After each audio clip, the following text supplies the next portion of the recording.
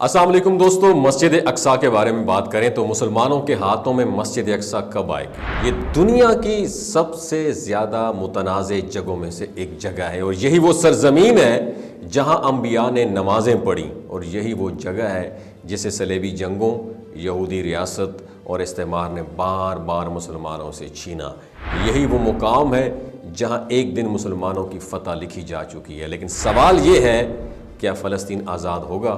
क्या मस्जिद अक्सा मुसलमानों के हाथों में वापस आएगी? क्या यहूदी रियासत ख़त्म हो जाएगी? सबसे अहम वो दिन कब आएगा? ये जानने के लिए इस मालूमाती वीडियो को एंड तक ज़रूर देखिएगा। नाज़रीन, मस्जिद अक्सा एक आम मस्जिद नहीं है बल्कि मुसलमानों की तीसरी मुक़द्दस तरीन मस्जिद है जिसे कुरान में मस्जिद अक्सा के नाम से ज़ाहिर किया गया है। यही वो जगह है जहाँ नबी करीम सल्लल्लाहु अलैहि वसल्लम को मेराज पर लेकर जाया गया और आप सल्लल्लाहु अलैहि वसल्लम ने तमाम अंबिया की इमामत की। यही वो जगह है जिसे हज़रत उमर रज़ी अल्लाह ताला अन्हु ने फ़तह किया और सलाहुद्दीन अय्यूबी ने सलेबियों से आज़ाद करवाया। लेकिन 1948 में इज़राइल ने फ़लस्तीन पर कब्ज़ा कर लिया और 1967 में मस्जिद अक्सा पर भी कब्ज़ा जमा लिया गया। अब यहूदी लॉबी, सेहूनी ताकतें और मगरबी हुक्मरान सब मिलकर मस्जिद अक्सा को यहूदियों के हवाले करना चाहते हैं। लेकिन क्या वो कामयाब होंगे या एक बार फिर तारीख बदलेगी? यहूदी अकीदे के मुताबिक जब तक हैकल सुलेमानी, टेम्पल ऑफ सुलेमान दोबारा तामीर नहीं होगा, उनका मसीहा नहीं आएगा। और यहूदी चाहते हैं कि मस्जिद अक्सा को गिरा कर यहाँ हैकल सुलेमानी तामीर किया जाए। यही वजह है इजरायली फ़ौज और इंतहा पसंद यहूदी बार बार मस्जिद में घुसकर बेहुरमती करते हैं और हर साल नए मंसूबे बना रहे हैं ताकि मुसलमानों को बेदखल करके मस्जिद अक्सा पर मुकम्मल कब्ज़ा किया जा सके। लेकिन यहूदियों के ख्वाब क्या पूरे होंगे या मुसलमान फिर से तारीख बदलेंगे? अल्लाह ताला ने कुरान में फरमाया, जिसका तर्जुमा ये है, और हमने ज़बूर में लिख दिया था कि ज़मीन के वारिस मेरे नेक बंदे होंगे। सूरत अंबिया की उसमें लिखा हुआ है। इस मुक़द्दस मुकाम के बारे में कई अहादीस मौजूद हैं, जैसा कि इरशाद होता है कि क़यामत उस वक्त तक नहीं आएगी जब तक मुसलमान यहूदियों के ख़िलाफ़ एक बड़ी जंग नहीं करेंगे और हर दरख्त और पत्थर पुकार उठेगा कि यहाँ एक यहूदी छुपा हुआ है, आओ इसे कत्ल करो। मुस्लिम शरीफ की 2922वीं हदीस है। ये बताता है कि एक दिन मुसलमान यहूदियों को शिकस्त देकर मस्जिद अक्सा को वापस ले लेंगे। क्या मुसलमान फिर से मस्जिद अक्सा को आज़ाद करा सकते हैं? एक बहुत बड़ा क्वेश्चन मार्क है। आज उम्मत मुस्लिमा तकसीम में, अरब हुक्मरान इज़राइल के साथ दोस्ती कर रहे हैं, मुसलमानों में वो गैरत और ईमानी जज्बा कम होता जा रहा है। लेकिन तारीख़ गवाह है कि जब भी मुसलमानों ने अल्लाह पर भरोसा किया, ईमान को मजबूत किया और इत्तेहाद किया, तो वो दुनिया की सबसे बड़ी ताकत बने। सुल्तान सलाहुद्दीन अय्यूबी ने भी तभी फतह हासिल की जब मुसलमान यूनाइट थे।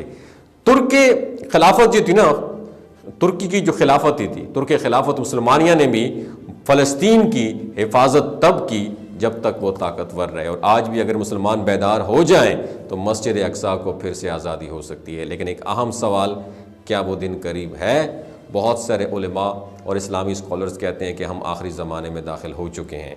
फ़लस्तीन की आज़ादी की तहरीक तेज़ी से बढ़ रही है और यहूदियों के अंदर भी खौफ पाया जाता है। उम्मत मुस्लिमा आहिस्ता आहिस्ता बेदार हो रही है, लेकिन फ़ैसला हमें करना होगा। क्या हम वही अपनी मिस्टेक्स को रिपीट करेंगे जो खिलाफत उस्मानिया के ज़वाल के वक्त थी, या फिर हम दोबारा उम्मत मुस्लिमा को एक अजीम ताकत बनाने के लिए खड़े हो जाएंगे? ये सब कुछ हमारे अमल और कुर्बानियों पर डिपेंड करता है। और मस्जिद अक्सा मुसलमानों के हाथों में कब आएगी, ये एक तयशुदा रियलिटी है कि मस्जिद अक्सा दोबारा मुसलमानों के हाथों में आएगी।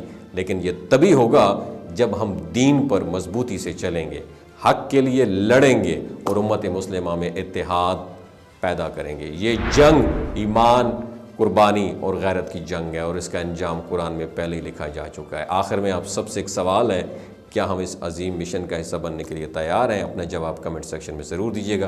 अपना बहुत ख्याल रखिएगा। अल्लाह हाफ़िज़। ये जो गिलगित बल्तिस्तान के लोग होते हैं ना, इनकी एवरेज उम्र 90 साल से भी ज़्यादा होती है।